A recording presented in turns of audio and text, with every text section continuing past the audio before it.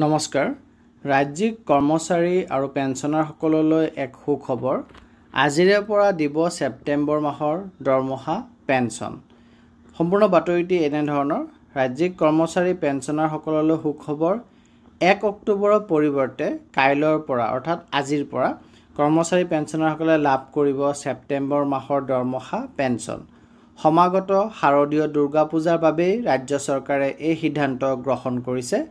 সামাজিক মাধ্যম যোগে এই বিষয়ে সদৰি কৰি মুখ্যমন্ত্ৰী ডক্টৰ হিমন্ত বিশ্ব শৰ্মাই কয় যে শাৰদীয় দুৰ্গা পূজাৰ প্ৰতি লক্ষ্য ৰাখি ৰাজ্যিক কৰ্মচাৰী আৰু পেঞ্চনাৰসকলৰ 2025 চনৰ ছেপ্টেম্বৰ মাহৰ দৰমহা পেঞ্চন আগতীয়াকৈ মুকলি কৰাৰ সিদ্ধান্ত লৈছে সেই অনুসৰি দৰমহা পেঞ্চন নিৰ্ধাৰিত 1 অক্টোবৰৰ পৰিৱৰ্তে কাইলৈৰ পৰা বিতৰণ কৰা হ'ব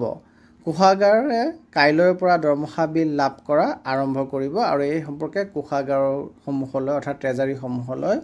এক নিৰ্দেশনা ইতিমধ্যে প্ৰেৰণ কৰা গৈছে গতিকে ভাল খবৰ যে আমাৰ শিক্ষক কৰ্মচাৰীৰ লগতে পেঞ্চনাৰসকলে